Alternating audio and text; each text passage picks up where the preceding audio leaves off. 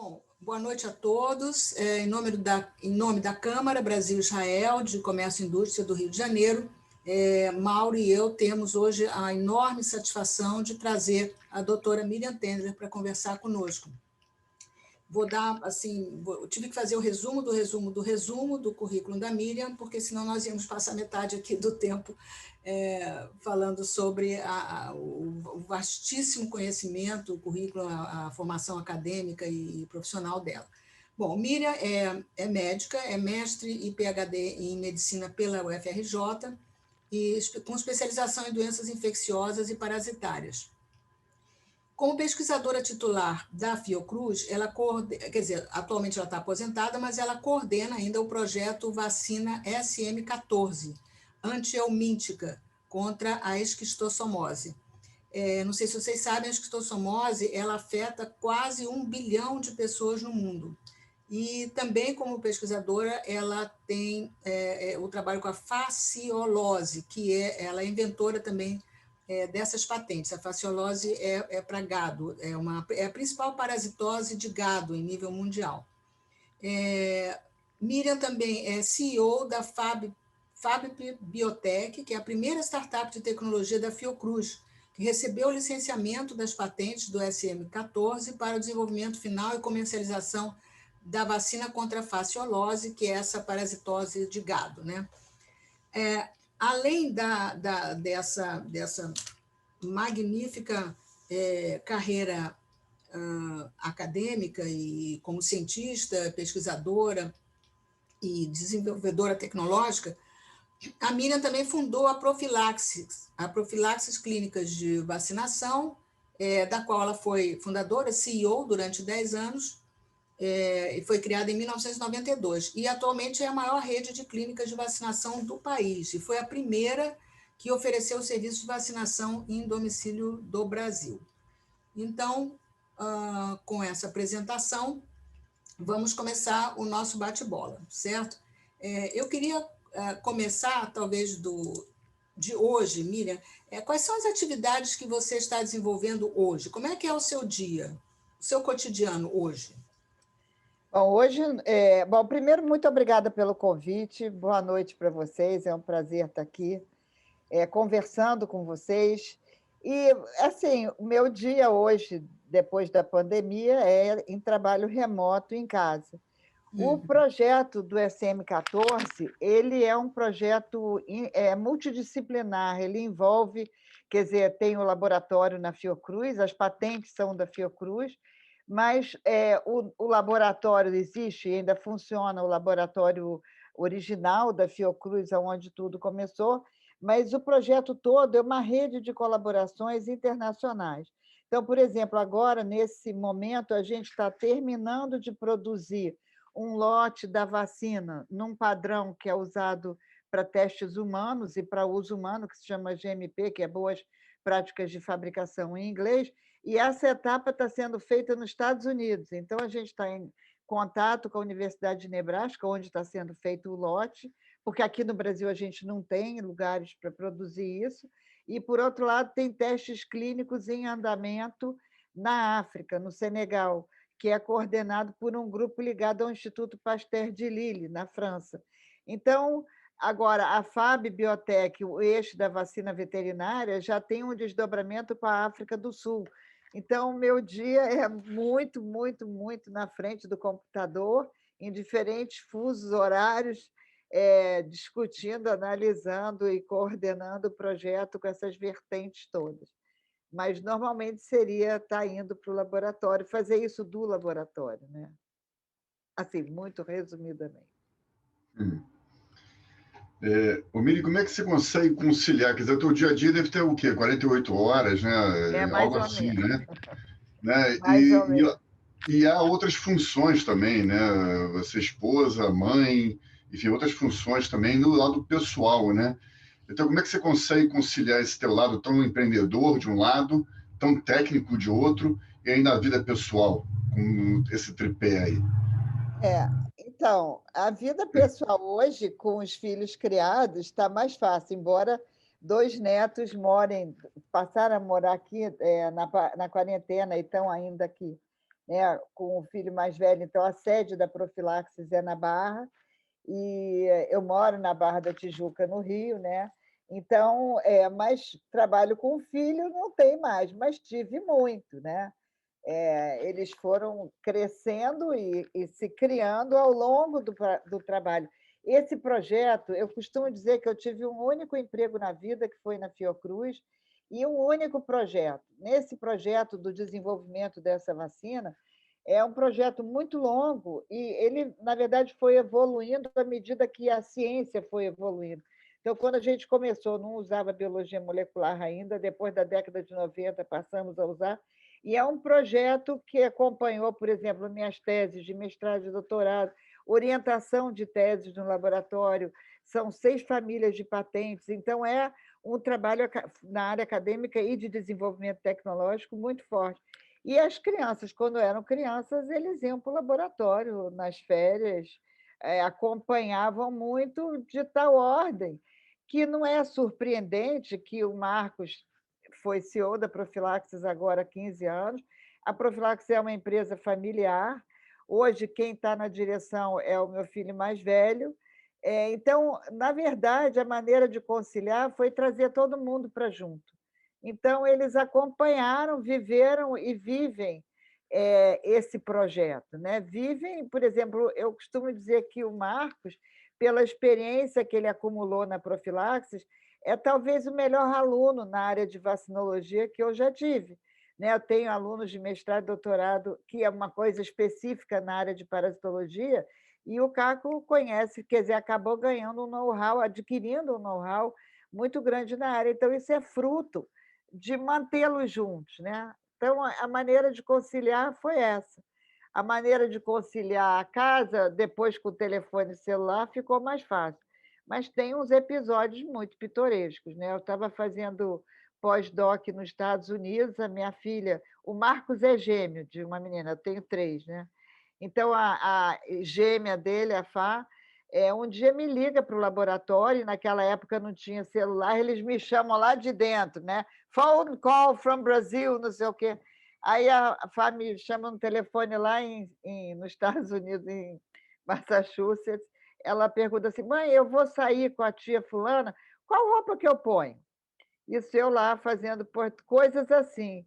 E o Marcos tem uma outra passagem surreal, eu estava na África, um dia ele me liga, mãe, que hora você chega, hein? Posso pedir uma pizza? E eu estava na África. Então, a partir dali, inclusive com ele, eu fiquei muito preocupada em mantê-lo muito informado. Eu falei assim, acho que... Porque quando eu viajo muito, não agora, mas sempre viajei muito, e as preparações para uma viagem da mãe, chefe de família, que eu sempre fui, eram grandes, mas acho que eu não comuniquei formalmente a ele e tal. Então, esse tipo de coisa aconteceu, mas eles participaram e participam da vida, né, o tempo inteiro. Então, eu acho que isso é uma maneira legal de conciliar, né, tê-los juntos. Miriam, agora, em relação ao fato de você ser mulher, certo? Essa questão, em algum momento você se sentiu preterida ou discriminada ou prejudicada pela questão de gênero? Eu vou te falar uma coisa. Isso é uma pergunta que surge muito. E em 98, sei lá, já não sei mais o ano, que eu ganhei o prêmio Cláudia de Mulher do Ano, foi em 98. Foi a terceira rodada do prêmio Cláudia, foi em São Paulo e tal. E quando o prêmio, porque não era só o prêmio Cláudia, era o prêmio Cláudia para 5 mulheres. E depois uma era escolhida a Mulher do Ano. E no ano que eu ganhei, uma das 5 mulheres era Fernanda Montenegro com a Central do Brasil. Então, eu não podia imaginar que eu ia ganhar o prêmio maior, né? Eu já estava indo para lá, convite e tal, e acabei ganhando o prêmio da Mulher do Ano. Isso foi muito significativo, porque depois a mídia reportou assim, troféu para vacina, e era um prêmio para mim, quer dizer, que focava na pessoa, né? Então, essa história de gênero, ela acompanha, até porque é muito discutida na área acadêmica. Na área empresarial, nem tanto, mas na área acadêmica, pela competição, isso é muito discutido. E eu tenho vivido uma dificuldade de competição, não tanto pela questão de gênero, mas pela questão de ser líder de um projeto tecnológico que vem do Brasil, muito mais pela questão de ser brasileira, de ser mulher também, mas aí pesa junto, né? É uma mulher brasileira. Então, uma mulher brasileira não é suposto de liderar um projeto para fazer uma vacina. Então, esse tipo de dificuldade eu senti várias vezes, não foi tão específico de gênero, mas o gênero, junto com a brasilidade, somou e pesa muito. Porque foi uma comorbidade, né? Mais ou menos, existe uma, não é nem tradição, né? Existe uma fortíssima concentração de geração de tecnologia no hemisfério norte, e o Brasil não é muito, ainda não é um partner, não é um player importante na geração de tecnologia, mas a gente é muito freado, a gente é mercado para os outros, né?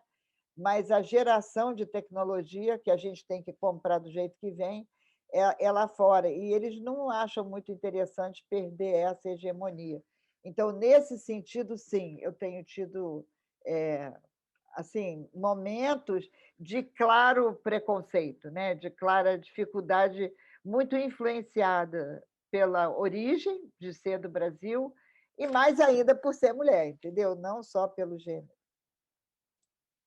Aqui, voltando aqui para o Brasil, aterrissando um pouco nessa nossa terra aqui, como é que você verifica, analisa a presença feminina, tanto no mundo acadêmico, na área científica, que eu estou me referindo particularmente, né? Tanto no mundo acadêmico como no mundo corporativo? Como você atende, né, e faz mentorias, enfim, cursos de pós-graduação também, né? Atua muito nessa área acadêmica. Então, como é que você vê a frequência, a participação? Como é que esse mundo feminino está presente nessas duas áreas? Cada vez mais. Por exemplo, eu vou te dar um exemplo. Quando eu me formei em medicina na UERJ, que na época era entre primeira e segunda, disputava com a USP, mas sem dúvida nenhuma, uma das duas melhores faculdades de medicina no Brasil. E a minha turma, as turmas na UERJ eram muito pequenas, a minha turma tinha 123 alunos e 20 mulheres. Então, essa proporção de um terço, a minoritária, ela era praxe, né? Na área da medicina, principalmente, na área das ciências da medicina. Hoje, não. Na Fiocruz, eu acho que eu não tenho de cabeça o número de mulheres, mas, por exemplo, a presidente é uma mulher, já está no segundo mandato, e a presença feminina é cada vez mais forte. Isso na área acadêmica. Eu acho que nas universidades a gente vê isso também na área de biotecnologia. Mas aí existe uma discrepância, vamos dizer, nas lideranças. Quando você pega as lideranças, você tem muito mais homens e muito menos mulheres. Mas a presença da mulher é cada vez mais frequente, né? Com menos acesso às lideranças, eu diria. Não lideranças políticas, mas lideranças científicas. Tem alguns grupos que são liderados por mulheres, mas eu diria que aqui no Brasil ainda a maioria. No Brasil e nos Estados Unidos também, na Europa também. A liderança é predominantemente masculina ainda, né? Isso acho que é um dado, né? Na medida que a presença de mulheres é cada vez maior, mas a liderança ainda não. Mas nós temos assim algumas iniciativas, como por exemplo o prêmio Women in Science da Unesco com a L'Oréal, que premia cientistas. Até a minha irmã foi uma das premiadas, né, na área de física. Então, e ela relata que realmente esse prêmio, essa premiação, que é de $100 mil, e tem uma projeção mundial, né, é um movimento muito interessante no sentido de levar mais mulheres para carreiras científicas e tecnológicas. Que isso eu me lembro da nossa geração, né, que nós estamos agora na faixa, posso dizer, assim, de 70 anos. Na nossa época era assim, a mulher ia fazer clássico, né? Uma mulher que ia fazer científico era assim, ponto fora da curva, né? É. Então, a gente já tem algumas iniciativas desse tipo que ajudam. Né? Elas dão visibilidade, né? Dão mais Isso. visibilidade.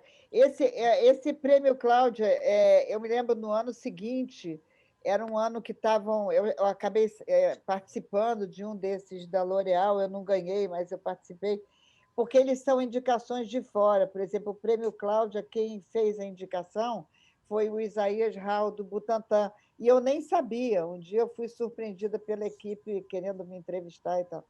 Mas eles dão, vamos dizer assim, dão um agradinho à mulher, né? Mas eu acho que não está no eixo principal das atividades acadêmicas. É uma carreira bastante intensa, eu não vou dizer sacrificada, ela é intensa, né? E muitas vezes, por exemplo, eu tenho marcadas as datas com as minhas gravidezes, né? Eu, quando terminei o mestrado, estava grávida do mais velho, depois, quando para fazer o doutorado, estava grávida dos dois, e assim tive que conciliar esses. Então, não é uma coisa muito fácil, e eu acho que nessa escalada de carreira, a mulher leva mais tempo para conciliar exatamente a vida como mãe, acho que menos como no lar, na casa, mas período de criança pequena dá mais trabalho. Embora eu nunca parei de trabalhar, nunca.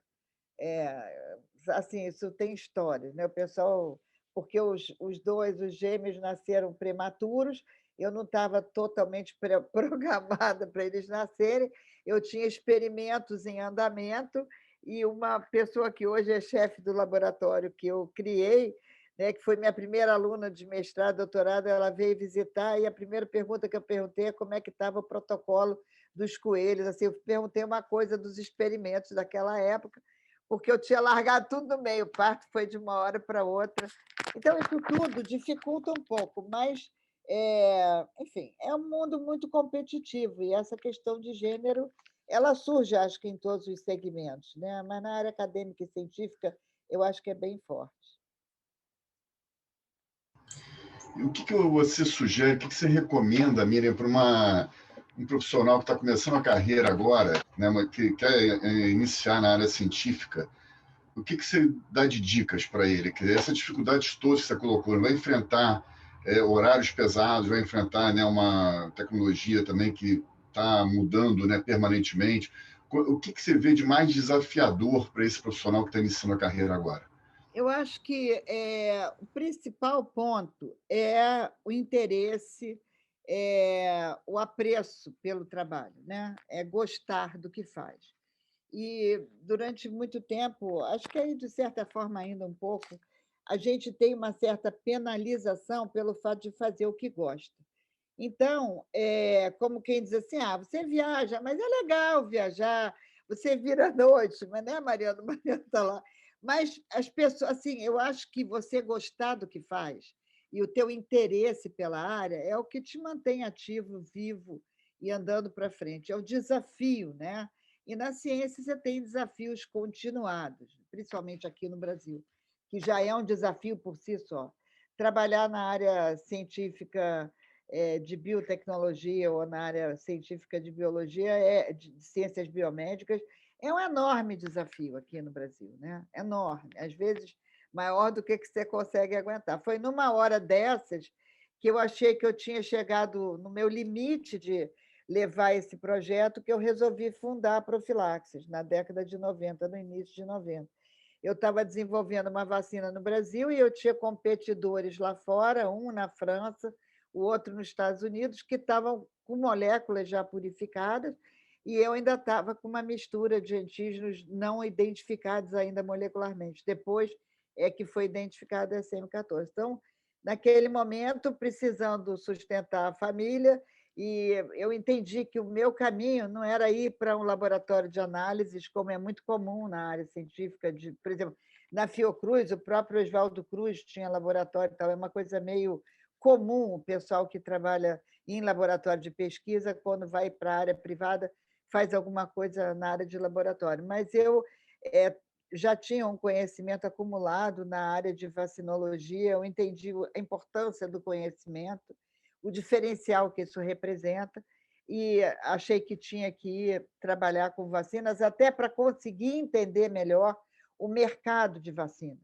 porque, para mim, era bastante obscuro a força de mercado que movimenta esse mercado. Hoje eu entendo bem, mas, naquela época, entender de verdade a força de mercado que vem do hemisfério norte, por que tem vacina para catapora e não tem vacina para estosomose ou para a doença de Chagas, por que tem vacina para HPV, então, assim, o que movimenta o mercado e que é propulsor do desenvolvimento de novas vacinas. E essa experiência me foi um enorme aprendizado. Muitas vezes as pessoas tendem a achar que eu levei o conhecimento científico da minha carreira científica para profilaxe. Realmente, é o meu conhecimento científico, a minha formação, mas o que eu aprendi lidando no mercado de vacinas foi infinitamente mais assim, me ilustrou e me permitiu carregar o projeto do desenvolvimento da vacina até aqui.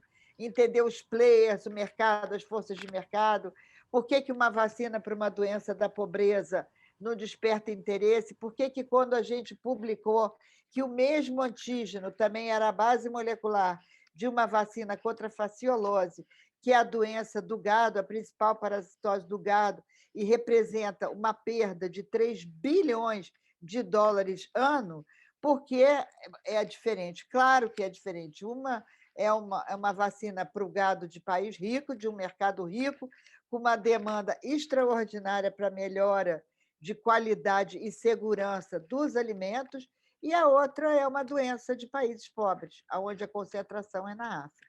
Então, se você não tem a vacinologia, ela está muito ligada ao mercado.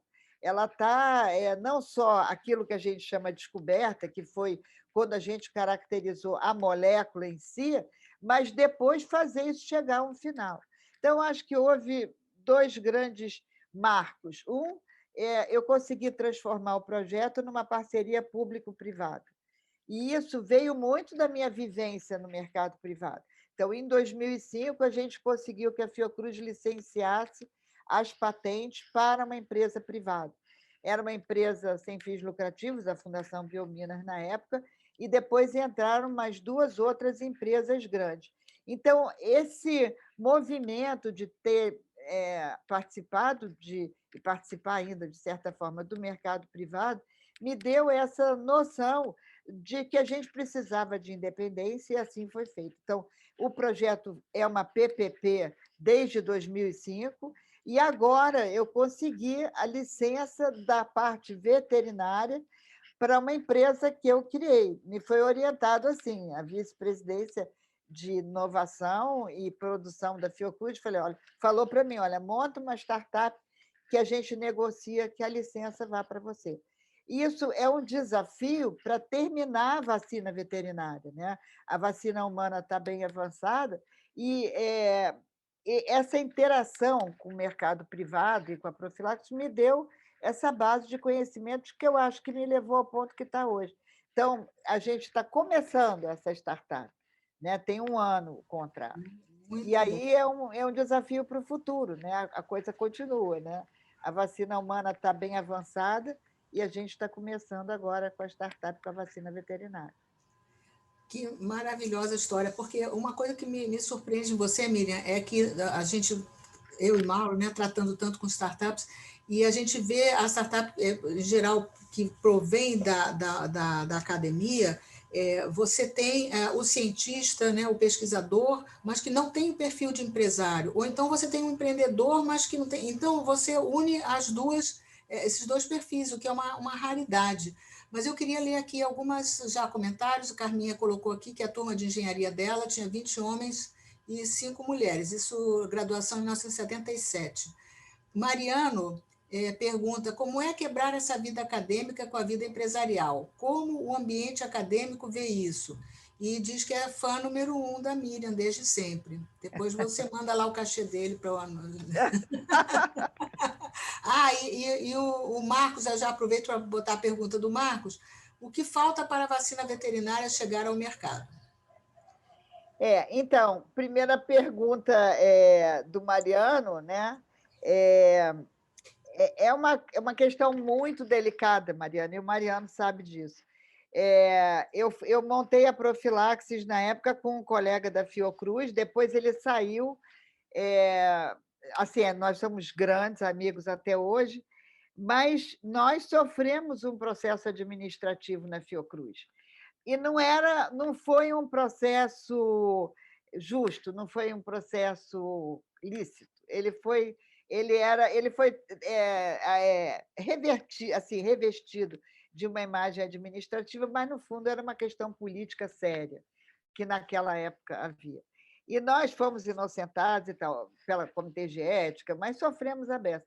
Então, hoje, existe a lei de inovação que privilegia as parcerias público-privadas. Então, isso é um preconceito, é mais um que a gente tem que quebrar, porque pegar dinheiro da iniciativa privada pode, mas militar... quando eu montei a Profilaxis, eu tomei o cuidado de me aposentar.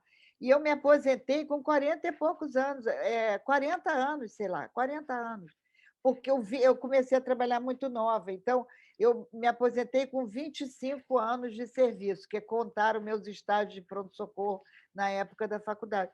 Então, foi um sacrifício que eu fiz para ter a liberdade, e nem assim você fica livre do preconceito.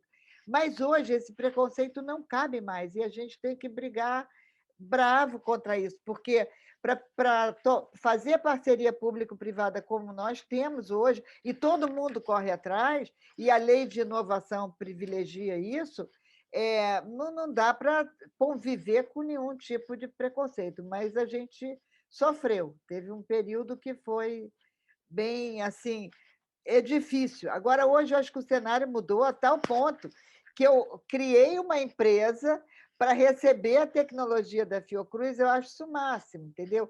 É um contrato de licenciamento para vacina veterinária que ele é bem diferente do contrato de licenciamento da vacina humana, que foi para uma empresa privada. Então, a startup chama-se Fab Biotech, é uma empresa privada, né? Onde estão 2 filhos e uma pessoa que trabalha no meu laboratório, o Gabriel, que está presente aqui. Então, esse é um modelo que a Fiocruz quer desenvolver, e é o modelo hoje que lidera o mercado de biotech nos Estados Unidos, principalmente, mais do que na Europa, né? Os Estados Unidos é mais agressivo. Mas é o modelo, né? O modelo das pequenas biotechs que detêm a tecnologia, e depois você tem que fazer a ponte com a indústria. E, respondendo ao Marcos, o que falta agora é ir para o mercado. A vacina veterinária está tecnicamente pronta. A gente conseguiu um avanço muito grande no ano passado, apesar da pandemia, porque as etapas estavam em andamento e elas se concretizaram muito bem, mas foi difícil por causa da pandemia. Alguns desenvolvimentos precisaram ser feitos fora, em laboratórios fora, no interior de São Paulo, na Universidade de São Carlos, por exemplo, que a gente tem uma parceria grande, e viajar mesmo, porque pequenos percursos do ano passado foi difícil, mas a gente conseguiu por força da vacina humana. Então, precisava terminar essa etapa e obviamente, isso é a mesma molécula, o mesmo processo de produção. A gente precisou fazer o escalonamento do processo de produção, tirar da bancada para uma escala industrial. E a gente conseguiu fazer isso no ano passado. Então, foi um salto muito grande, a gente conseguiu formular a vacina coadjuvante, a gente tem testes em gado de ovelhas e em carneiros, né? E a vacina veterinária tem uma característica interessante. Laboratórios no mundo inteiro têm trabalhado com essa proteína SM14, que é nossa, né? Mas como é uma área que é muito fértil em termos de assuntos para serem trabalhados, a gente tem alguns grupos independentes de outros laboratórios, principalmente na Espanha, que trabalharam e publicaram vacinação em gado com sucesso com o SM14. Então, a gente tem tudo praticamente pronto para fazer o regulatório e partir para o mercado. Então, a gente está depositando patente e a gente agora está numa fase de captação de recursos para a startup, para justamente poder ir junto com um parceiro para o mercado.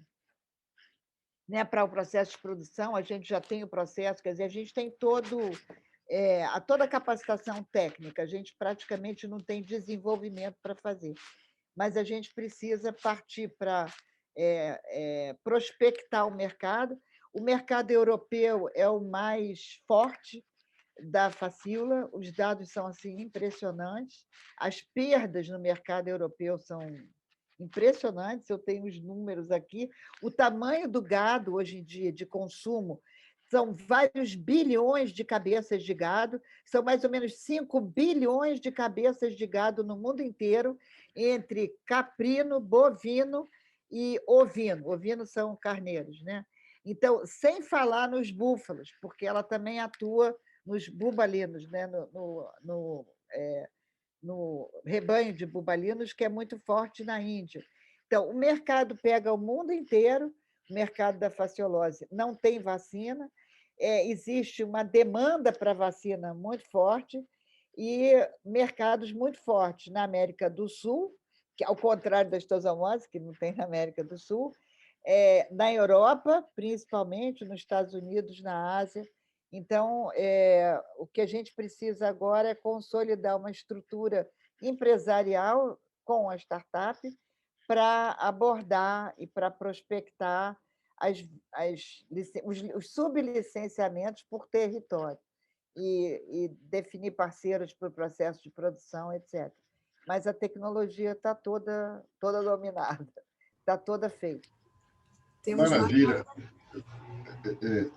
Não, Mauro, tem mais uma pergunta que você ia fazer, porque tem uma pergunta aqui do Mauro.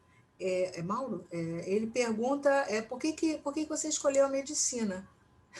É simplesinho responder, né? Os próximos 20 minutos. É do Ricardo, a pergunta é do Ricardo, Henriette. Do Ricardo, Como a Henriette falou, naquela época a gente tinha 3 caminhos: medicina, direito ou engenharia.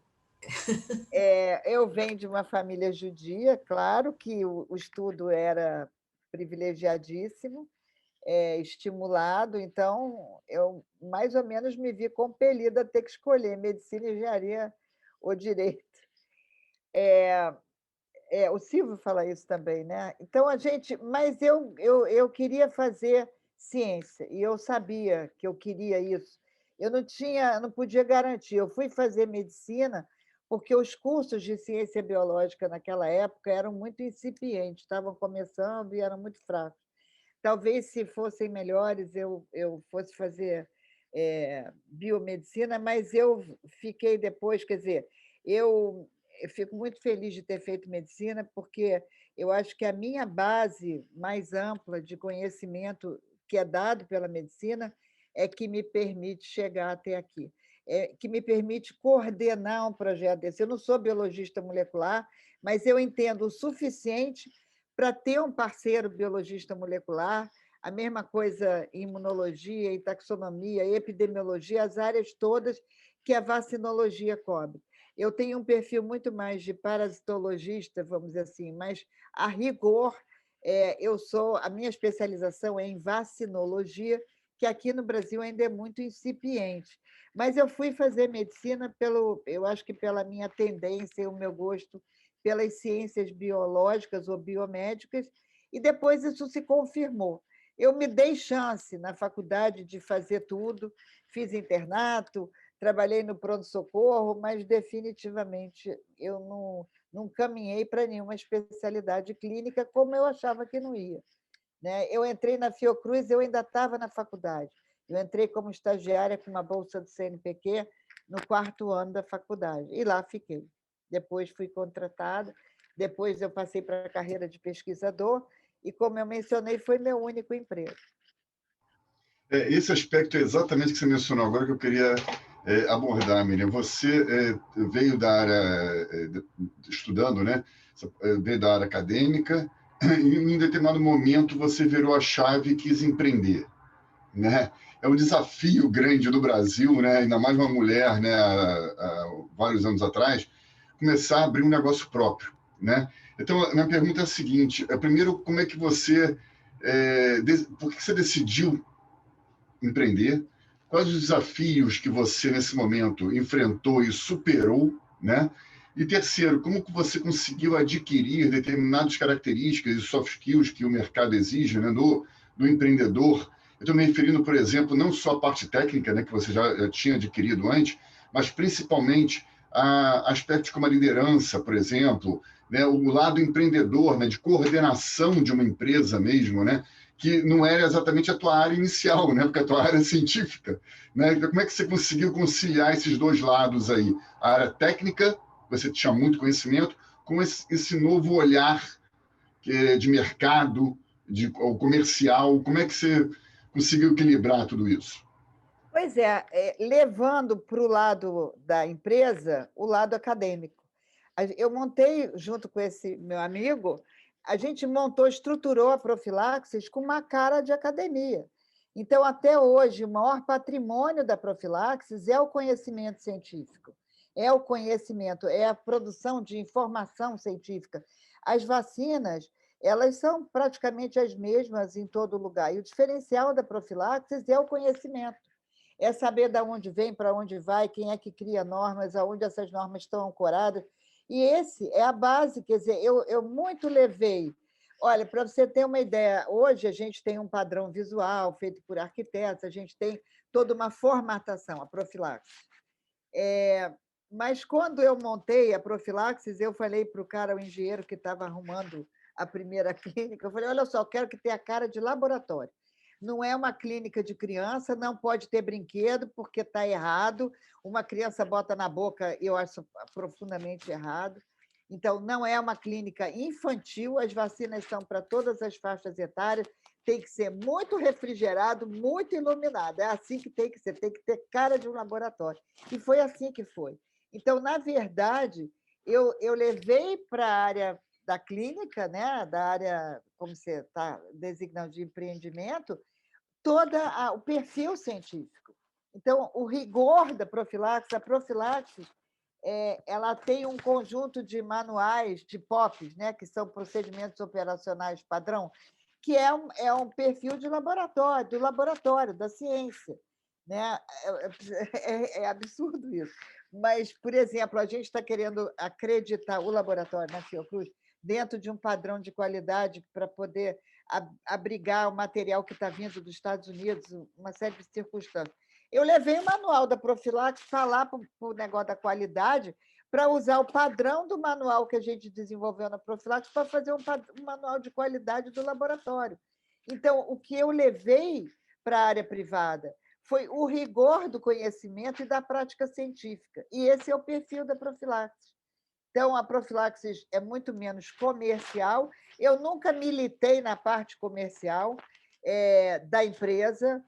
Chegava lá, assim, com muita facilidade, eu dava desconto, ou dava vacina de graça, ou não sabia calcular a parte administrativa, nunca foi comigo, que, aliás, é o grande ponto fraco, que a gente sofreu muito. Agora não é mais, porque está com uma estrutura mais robusta e está caminhando para ter uma estrutura robusta e já foi, está na mão da outra geração. Mas quando eu estava mais dentro da profilaxis, a minha área era a área técnica, sempre foi. Então, a maneira que eu conciliei foi atuando na mesma área. Eu levei a minha vivência, o meu perfil como cientista para dentro daquele serviço de vacinação e que fez aquele serviço ficar diferente do que era o mercado na época. Hoje é muito copiado, mas as pessoas não sabem nem o que copiam, nem de onde vem. Né? Eu acho que talvez o desafio maior... Esse foi um desafio fácil. Em um ano, a profilaxis, a gente não tinha nada, 2 pesquisadores, a gente montou com a cara e com a coragem. Em um ano, a profilaxis assumiu liderança no Rio de Janeiro, já era conhecida em grande parte do Brasil, e foi. Né? Agora, o meu desafio é alavancar a startup e conseguir terminar as 2 primeiras vacinas brasileiras. Eu acho que esse vai ser a minha contribuição de carreira. Né? Eu acho que a profilaxis foi criada por uma necessidade pessoal, ela adquiriu um perfil que é o forte, que eu acho que tem que ser. A gente fala na profilaxie em controle de cadeia de frio, a gente fala em movimento anti-vacina desde o início, né? E a gente, por exemplo, quando a Henriette comentou, fez o primeiro serviço de vacinação a domicílio, por quê? Porque é assim que a OMS trabalha, levando as vacinas a ponto distante. Então, esse conhecimento da vacinologia, das práticas em vacinação, é que eu emprestei para lá, né? Quer dizer, não emprestei, criei o perfil da profilaxis com esse perfil. Então, foi uma coisa muito natural, não era menos comercial, né? Mas fundamentada no conhecimento científico, né? E agora a gente está caminhando para um desafio talvez maior, que é terminar uma tecnologia e botar no mercado, né? Das duas vertentes, a vacina veterinária e a vacina humana. A vacina humana é muito ligada à Organização Mundial da Saúde, a vacina da estossomose, e a vacina da facíola, ela está muito influenciada, o desenvolvimento, pelas políticas da Comunidade Europeia, com quem eu convivi durante algum tempo, e a familiaridade com o mercado europeu, da demanda, né, de melhoria, dentro da One Health, né, da política de saúde global, de melhoria da qualidade dos alimentos, qualidade e pureza, né, qualidade e segurança dos alimentos. Você falou sobre esse movimento anti-vacina, é uma coisa assim que me deixa absolutamente perplexa, essa resistência à vacinação que nós estamos vendo agora contra a Covid-19, até do nosso inominável, né, que está lá em cima, e que vem prejudicando a cobertura vacinal, os resultados da vacinação. Então, é uma coisa que me choca, e eu queria saber o que vocês que estão do lado de lá do balcão, né, podem fazer ou estão fazendo no sentido educacional da população, porque você tem uma força distrópica, né, que vem de cima, e nós temos que lutar para que a população seja esclarecida. Eu queria que você falasse um pouco sobre isso. Você tem toda a razão. Há anos atrás, quando eu comecei a me familiarizar com esse tema, há uns anos atrás, há uns 10 anos atrás, o maior impacto disso era na barreira que a gente percebia para o desenvolvimento de vacinas antiparasitárias, que era o meu projeto central na Fiocruz. Então, eu comecei a entender as forças de mercado, por que havia esse mercado tão ávido pela vacina veterinária, e isso não era uma coisa teórica. Por exemplo, grandes indústrias, inclusive a Pfizer, na época, chegou para a Fiocruz para licenciar o SM14 para veterinária. Então, a gente despertou o interesse em indústrias australianas, de grandes indústrias. Então, esse movimento, essa força de mercado que vinha do fato de ser uma vacina comercial para gado, para mim estava claro. Então, esses movimentos começaram a fazer sentido e a ficar claro. E com as barreiras, da onde eu entendi isso, e depois você vai atrás e você consegue comprovar, as maiores barreiras para o desenvolvimento de algumas vacinas, como as vacinas antiparasitárias, é a indústria química. O que aconteceu, e isso é manipulado, é administrado de uma maneira profissional do mal, que eu digo, né? Existe um caso emblemático que foi com a vacina MMR na década de 80, se não me engano. Um grupo inglês publicou no Lancet, agora todo mundo conhece as revistas, né? A gente pode falar, publicou numa revista inglesa de grande destaque um artigo querendo associar autismo com a vacina MMR, que é contra sarampo, rubéola e cachumba. Foi um estrago que a gente não recuperou até hoje, o sarampo voltou por causa disso. Mas 10 anos depois de muita investigação, eles foram forçados a vir a público, a publicar na mesma revista: desculpe, eu errei, eu me enganei, não era assim, etc. E mais uns anos depois de uma investigação de um grupo de jornalistas da CNN, eles vieram a público: desculpe, eu fraudei. Então, essa fraude, eles foram demitidos, foi um grande escândalo. Mas o estrago você está fazendo uma cara de espanto, porque você sabe da história do autismo, provavelmente, mas não sabe que o cara fraudou. Então, a notícia ruim nunca é divulgada da mesma maneira. A ruim não, a boa, né, que desmascarou. Mas e essa força, ela nitidamente vem da indústria farmacêutica química. Então, a gente viveu um grande avanço da física durante uns anos 80 para cá, antes até 60 para cá, e um grande avanço da química, que gerou todas as drogas, todos os medicamentos, todos os inseticidas, todos os produtos químicos que se usa na saúde, e esses produtos ficaram atrelados principalmente ao mercado das doenças parasitárias, que é nos países pobres. Então, por exemplo, está aí o Mariano, que trabalhou muito tempo com malária, e até hoje o controle de malária repousa em uso de drogas, né? Não vou nem falar o nome da droga para não dar confusão, mas em drogas e inseticidas, em produtos químicos, né? E da mesma forma a estosomose, e da mesma forma a faciolose. A faciolose é tratada com ivermectina, aliás, até a malária com cloroquina, a faciolose com ivermectina, com os antihelmínticos, as drogas. E esses mercados humanos estão nos países pobres. Então, eles mantêm esses mercados. Então, é o jogo de poder da indústria química e a briga e a influência da manutenção do mercado de doença, né? A gente ainda não fez a transição. Então, as vacinas, elas estão para a manutenção, o substrato da vacina é a saúde, o substrato da droga é a doença. E as pessoas misturam isso. Aqui no Brasil, então, a cultura pró-terapêutica é enorme. As pessoas usam remédio do vizinho, receita da prima, assim, de forma indiscriminada, sem medo nenhum. E para tomar vacina tem medo.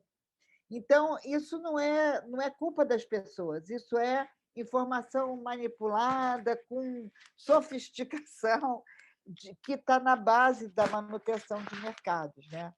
Agora, em contrapartida e em contraste, a vacina para faciolose, por exemplo, que a facíola é tratada com droga química, que a principal é o triclabendazol, que é da família da ivermectina, e o que acontece? Esses antihelmínticos deixam resíduos químicos no leite, na carne e nos órgãos do gado de consumo. Então, essas drogas não querem mais, quer dizer, a Europa, principalmente, que vem puxando essa política, não quer mais consumir carne e leite derivados de animais tratados com droga química, porque é sabido que deixa resíduo químico, inclusive nas carcaças, que são responsáveis por 10% da emissão, aumento em 10% da emissão de resíduos químicos, né, para a camada de ozônio, quer dizer, de emissões ambientais que influem no clima ambiental.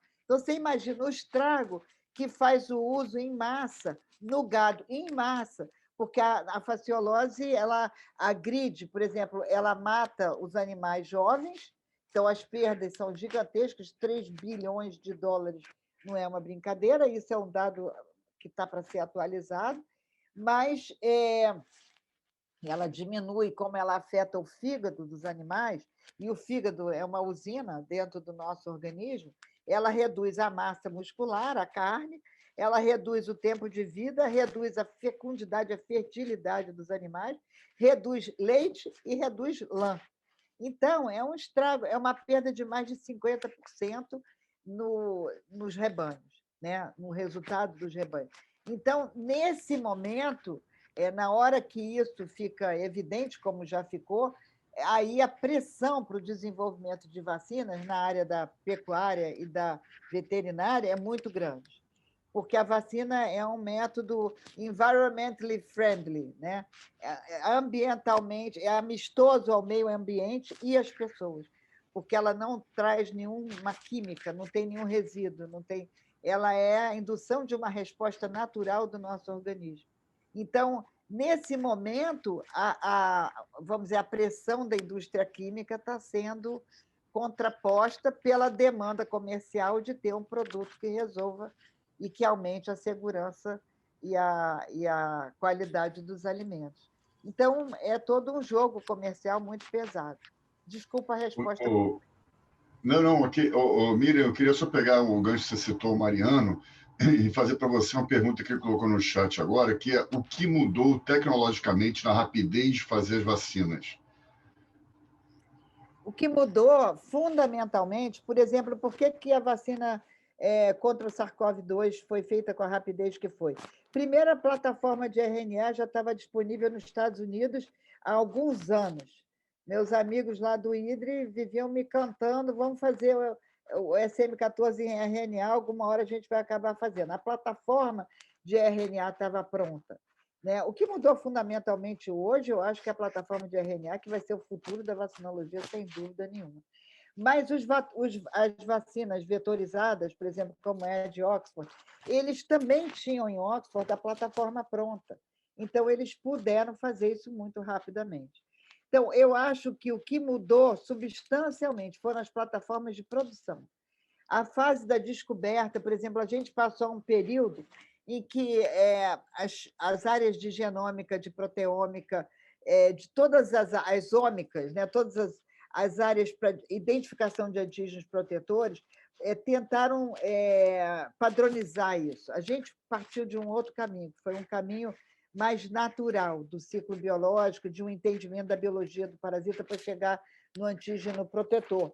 Mas eu acho que não foi nem essa a área da vacinologia que cresceu mais ou que impacta mais. Eu acho que o grande impacto vem da tecnologia de produção, da padronização e da expansão da tecnologia de produção. Tanto é que no final do ano vai ter a nova vacina de Covid, né? Sem dúvida nenhuma, com as variantes incluídas. Já estão anunciando. Nós temos aqui eu acho que vai ser a última pergunta, que nós estamos há 3 minutos, mas antes de fazer a pergunta, eu queria agradecer aqui a presença em peso do Comitê da Vertical Saúde, né? Nós temos aqui desde a coordenadora Mônica Wolff, temos o Mariano, Carminha, Marcos, Mauro Geller. Se eu estou esquecendo alguém, me desculpe, mas estou muito feliz que estão todos aqui. Devem estar com inveja porque o evento não foi do Comitê de Saúde, mas esse evento, o Orgulho Empresarial, realmente contemplou muito, muito mesmo a nossa vertical saúde da Câmara Brasil-Israel, estamos todos juntos. Né? Então, a última pergunta do Marcos é, na prática diária da vacinação, como combater as fake news e as quedas da cobertura vacinal? Esse é um desafio, né? As fake news, e você tinha perguntado isso antes, Henriette, assim, não tem outra maneira do que difundir por mecanismos que hoje a gente tem mais facilidade, né? Com o uso da internet e todas as mídias de difusão de informação, assim, desfazendo, né? Difundir informação de qualidade. Existem sites na internet que teve uma época que a gente divulgava muito, uma lista de sites considerados seguros, que a OMS promove e divulga. Então, a gente batalhar, divulgar e batalhar na informação de qualidade o tempo todo. Não tem outra maneira de avançar, né? E isso está na mesma linha ou na base da diminuição de cobertura vacinal. Então, não tem nenhum outro caminho que se possa ver a não ser a difusão intensa da informação de qualidade. E, lógico, né, os países que têm uma estrutura mais, vamos dizer, de maior qualidade na saúde do que nós, estão abraçando isso de uma maneira institucionalizada. A própria Organização Mundial da Saúde, ela privilegia e desenvolve materiais e estimula os países e cobra cobertura vacinal. Nós aqui no Brasil estamos numa situação trágica, né, em relação à condução governamental da saúde, que coloca a gente numa posição de muito maior fragilidade, né? Então, a maneira de combater isso são ações governamentais, institucionais, de uma maneira geral, e a nível, vamos dizer, acadêmico ou privado, difundir informação de qualidade, né? E disponibilizar, tem uma outra característica, que é disponibilizar serviços de uma maneira mais fácil. Por exemplo, o modelo da profilaxia é um modelo capilar, de pequenas unidades capilarizadas. Então, quanto mais você criar mecanismos para facilitar o acesso das pessoas às vacinas, e, junto com esse acesso, usar esse acesso para divulgar informação de qualidade, você está causando alguma diferença. Muito bom. E aí vamos fazer também a publicidade da vacinas.net, né? que estamos que também está sendo um enorme apoio nesse sistema de facilitação para que o público possa se vacinar em domicílio e possa comprar pela plataforma. Enfim, nós estamos dentro de uma pandemia que requer todo o nosso esforço no sentido desse esclarecimento que você está dizendo, né? Nós temos que realmente combater as fake news, mostrar que tomamos a vacina e não nos tornamos jacarés, e eu acho que é por aí, né? Nós temos que lutar pela verdade, né? Verdade acima de tudo, porque é uma questão de saúde coletiva. Não adianta eu me vacinar, você se vacinar, se 70% da população não se vacinar, não vamos ter a cobertura vacinal, não é isso? É um esforço coletivo. Exatamente. Bom, eu queria saber, Mauro, se você quer as suas palavras finais. Eu, por mim, agradeço muitíssimo, eu aprendi demais. Aliás, todo mundo aqui aprendeu, foi assim maravilhoso. Amei. Agora eu vou ficar torcendo para vir logo os melhores momentos para a gente divulgar. Obrigada, amigo. Passo a palavra. Nada, obrigada a vocês pelo Henriette, é exatamente isso. Eu primeiro agradecer a Mira, né, pelo aprendizado, né, em uma área muito específica, né, que a gente consegue agregar conhecimento. Agradecer a todo mundo que participou também dessa live, né, as perguntas que foram feitas de maneira muito bacanas, assim, muito enriquecedoras também, que contribuíram com a live.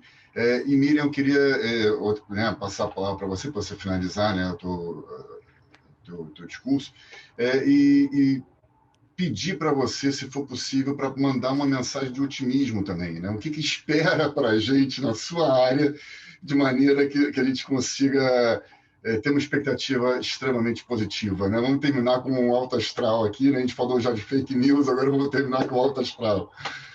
Essa mensagem, Mauro, ela é muito fácil, porque esse é o futuro da medicina. A biotecnologia ela está nos dando a oportunidade de desenvolver ferramentas, as vacinas, métodos diagnósticos, que estão na raiz da preservação da saúde.